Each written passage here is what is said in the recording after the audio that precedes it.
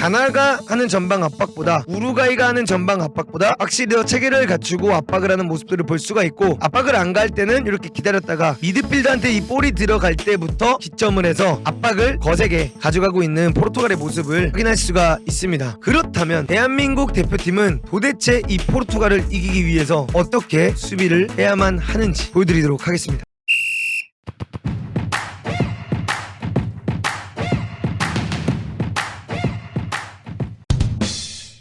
지금 보시면 알겠지만 포르투갈이 굉장히 공격적으로 가져가고 있는 장면인데요. 지금의 스위스의 라인을 보시면 견고한 4-4-2, 내려서서 완벽하게 4-4-2 시스템을 갖추고요. 공이 뒤로 가게 됐을 때는 빠르게 라인을 어느 정도 올려주면서 다시 4-4-2 형태를 빠르게 갖추고 있는 모습을 볼 수 있습니다. 그리고 이렇게 됐을 때 가운데에 있는 포르투갈 선수가 이 뒷공간 킥을 굉장히 자주 넣습니다. 이 킥을 넣을 때 우리가 주시해야 되는 거는 김문환이라든가 김진수라든가 이 두 선수가 넣는 이 킥을 우리가 좀 집중해서 막아야 된다. 그리고 이렇게 들어왔을 때 이거를 윙어들이 지켜내주면서 파울을 얻어가고 있는 스위스입니다. 그리고 이번에도 압박을 가져가고 있는 스위스인데요. 이 빌드업을 할 때 한번 잘 보세요. 센터방한테 갔을 때 스위스가 어떻게 합니까? 압박을 가지 않고 기다립니다. 제가 항상 강조하는 부분이죠. 이 압박을 가기 위해서는 우리가 완벽하게 준비가 되어 있어야 되고, 왜 이 압박을 가야 하는지, 우리가 이렇게 압박을 가서 얻을 수 있는 이점이 뭔지를 정확하게 이해하고 압박을 나가야 됩니다. 근데 이런 부분에 있어서 우리가 이제 압박을 안 가야 된다. 근데 수비형 미드필더한테 공이 들어가자 바로 빠르게 쪼아주면서 압박을 실행합니다. 그러자 맨투맨이 확실히 잡혀있고 전방 압박을 가져가고 있는 스위스인데, 여기서 이 볼이 골키퍼한테 갔을 땐 압박을 절대로 가면 안 됩니다. 압박을 안 가고 여기 보시면 알겠지만 수비형 미드필더를 계속 잡아주고 있고 맨투맨을 확실하게 해주고 있다 보니까 파트리슈가 베르나도 실바를 향해 패스를 넣습니다. 근데 이게 어떻게 되냐, 맨투가 잘 잡혀있고 상대가 무언가를 할 수 없게끔 우리가 잘 만들어놨기 때문에 베르나도 실바도 이 상태에서 돌려치기를 하다가 실패를 하게 되고 결국 이게 관중석으로 나가게 된다는 거죠. 우리가 우루과이한테 보여줬던 그 전방 압박이 사실 엄청나게 상대를 누르는 전방 압박은 아니었어요. 근데 반대로 우리가 가나랑 할 때는 이재성이 안 뛰게 되면서 그 전방 압박이 좀 부족했다는 건 인정을 안 할 수는 없습니다. 우리가 한 칸 내려서서 벤탄코르와 베시노를 완벽하게 황의조와 이재성이 잡았다라고 치면, 그렇기 때문에 우루과이의 뭔가 멋진 득점 장면이 나오지 않았잖아요. 근데 우리가 가나한테 질 수밖에 없었던 이유 중 하나는 조규성이 두 골을 넣고 정말 잘해줬지만 조규성과 정우영이 파티와 그 옆에 뛰는 선수를 제대로 잡아주지 않았다. 그거를 볼 수가 있습니다. 스위스도 이렇게 정확히 잡아주니까 포르투갈도 쉽게 빌드업을 가져가지 못하는 모습을 볼 수 있고요. 지금도 보면 공을 가지고 있을 때 압박을 나가는데 완벽하게 한 명씩 잡아놓고 전방 압박을 나가고 있는 스위스입니다. 또다시 패스가 골키퍼한테 가게 되고요. 왜? 갈 데가 없는 거야. 자, 이거 봐. 지금 이 선수의 표정을 보면 알겠지만 헤이 무브먼트, 움직임이 없다, 줄 데가 없다, 호소하고 있는 거거든. 여기서 이제 또다시 공이 파트리슈한테 연결이 됩니다. 그리고 아까 전 장면과 똑같이 완벽하게 잡고 있는 게 보여지고요. 여기서 좋은 것 중 하나는 오타비오 선수가 위로 올라가는데 여기서 이 스위스 선수가 오타비오를 놓치지 않고 따라간다는 거, 이런 부분을 우리가 집중해야 된다는 거죠. 여기 공격수라고 해서 여기 가만히 서 있는 게 아니라 파트리슈가 풀백을 보고 이 킥을 넘겼을 때 조규성이 됐든 황의조가 됐든 정우영이 됐든 이재성이 됐든 그거를 무조건 따라가줘야 된다는 거.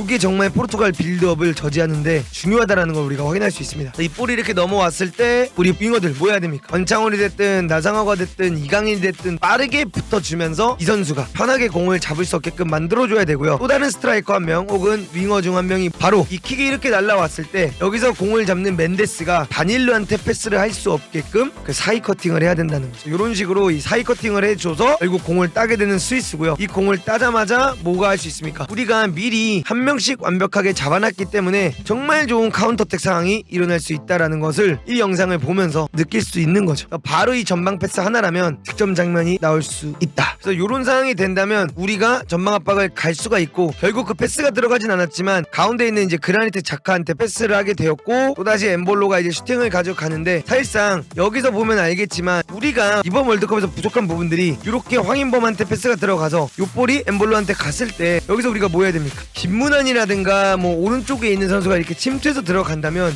요 킥을 잘 줄 필요가 있는데 저걸 저거를 잘 주지 못했다. 우리나라 스위스도 그랬고 이런 부분을 우리가 좀 더 집중을 해야 된다는 거고 지금 또다시 전방 압박을 가하고 있죠. 완벽하게 다닐루를 잡았습니다. 이번에는 다닐루가 골키퍼한테 패스를 합니다. 근데 어떻게 됐죠? 근데 이번에 이 선수가 다닐루를 버리고 희찬아 나와줘 요거를 시전하면서 골키퍼한테까지 전방 압박을 갔어요. 이렇게 전방 압박을 갔을 때 어떤 상황이 일어나는지 제가 보여드리겠습니다. 사이드에 연결이 됐고요. 미드필더한테 공이 들어갑니다. 이거를 베르나도 실바, 주앙 펠릭스 같은 선수들이 베껴서 나옵니다. 호날두한테 연결이 되거나 안드레 실바한테 연결이 되겠죠. 그 다음에 지금 이 장면 때문에 풀백도 비게 되고 가운데 있는 미드필더도 비게 됩니다. 그래서 여기서 이 볼이 들어가서 연결이 쉽게 되고 엠볼로 같은 경우에는 칸셀로를 놓치게 됩니다. 그리고 또다시 뒷공간을 하프 스페이스 침투에 들어가는 선수가 나오게 되고 지금 보면 브루노 페르난데스랑 레앙이 비고 있는 모습을 볼 수 있죠. 결국에는 스위스 수비수가 잘 막아서 득점까지 이어지진 않았지만 이걸 보면서 우리가 느낄 수 있는 게 뭐냐면 잘못된 압박이 이렇게 상대에게 위협적인 장면을 연출해내는구나. 아차하면 골이다 라는 것을 느낄 수 있다. 그렇기 때문에 압박을 갈 때 골키퍼한테까지 갈 거면 정말 짜임새 있게 가야 된다라는 걸 느낄 수가 있습니다. 골키퍼를 사용해서 완전한 후방 빌드업을 가져가고 있는데 압박을 나가고 있는 스위스입니다. 한 명씩 완벽히 잡힌 상태인 것을 확인할 수가 있죠. 그래서 볼이 연결이 투입됐을 때도 지금 멘투가 어떻게 되어 있는 것 같아요. 여러분들 굉장히 잘 잡혀있죠. 이 멘투가 굉장히 잘 잡혀있고 상대가 빌드업을 하는데 스위스가 정말 압박을 잘해서 공을 뺏어내는 장면이 나옵니다. 자 이렇게 됐을 때 어떻게 나냐, 공을 결국 까게 되고 스위스 선수들이 더 많기 때문에 하프 스페이스를 가져갈 수가 있고요. 여기서 이제 오버래핑을 나가게 되고요. 패스를 넣어줍니다. 그리고 나서 공격 숫자를 보시면 알겠지만 충분히 공격 지역에 많은 숫자의 선수들이 슈팅을 할 수 있는 혹은 헤딩을 할 수 있는 상황이 되었다라는 거죠. 그래서 오버래핑을 나왔고 결국 크로스가 올라옵니다. 그리고 여기서 헤딩골을 넣으면서 스위스가 완벽한 전방 압박으로 골을 넣는 장면을 볼 수가 있습니다. 전방 압박이 중요한 이유 아시겠죠? 좋은 전방 압박이 어떤 장면들을 만들어낼 수 있는지를 이 장면을 보면서 우리가 느낄 수 있다는 거예요. 지금 보시면 알겠지만 굉장히 한쪽에 많은 스위스 선수들이 치우쳐져 있습니다. 그리고 압박을 시작하게 되고요. 또다시 길게 가져가고 있는 포르투갈인데 지금 보면 알겠지만 스위스의 이 전방 압박 굉장히 좋아요. 그러다 보니까 결국 볼이 뒤로 가게 되고 김영권이라든가 김민재라든가 이 공을 따서 뒤로 백패스를 할 수 있는 상황이 나옵니다. 우리도 김승규가 있기 때문에 요 백패스를 해서 편하게 공을 가져갈 수 있다. 조현우 나오겠죠 라고 하시는데 진짜 여러분들 우리나라 축구가 어떤 축구를 하려고 하는지 큰 틀에서 보였으면 좋겠고요. 반대로 조현우 선수를 제가 비판하는 게 아니라 조현우 선수가 나온다면 김민재라든가 김영권이 혹은 황인범이 그만큼 공을 잘 돌릴 수가 없어요. 정말로 발스던에 손이 무뎌진 것 같아요. 김승규 선수는 그 세 골을 막을 수가 없어요.